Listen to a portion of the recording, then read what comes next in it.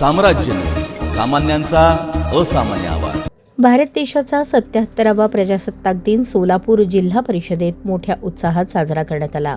छत्रपती शिवाजी महाराज उद्यानात जिल्हा परिषदेचे प्रशासक तथा मुख्य कार्यकारी अधिकारी कुलदीप जंगम यांच्या हस्ते छत्रपती शिवाजी महाराजांच्या पुतळ्याचे पूजन करण्यात आले। त्यानंतर राष्ट्रध्वजास मानवंदना देत ध्वजवंदन करण्यात आले।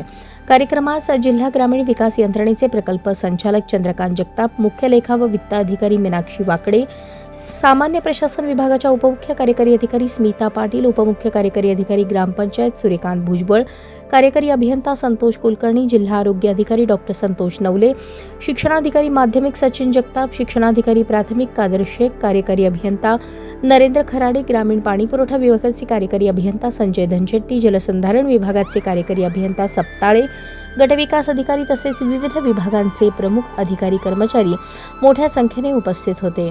कार्यक्रमाच्या प्रारंभी हरिभाई देवकरण प्रशालेच्या विद्यार्थ्यांनी राज्यगीत सादर करून उपस्थितांमध्ये राष्ट्राभिमानाची भावना जागृत केली।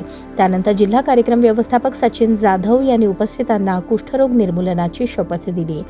याप्रसंगी जिल्हा परिषदेचे मुख्य कार्यकारी अधिकारी कुलदीप जंगम यांनी सर्व अधिकारी कर्मचाऱ्यांना प्रजासत्ताक दिनाच्या शुभेच्छा देत संविधानातील मूल्ये प्रत्यक्ष आचरणात आणण्याचे आवाहन केले।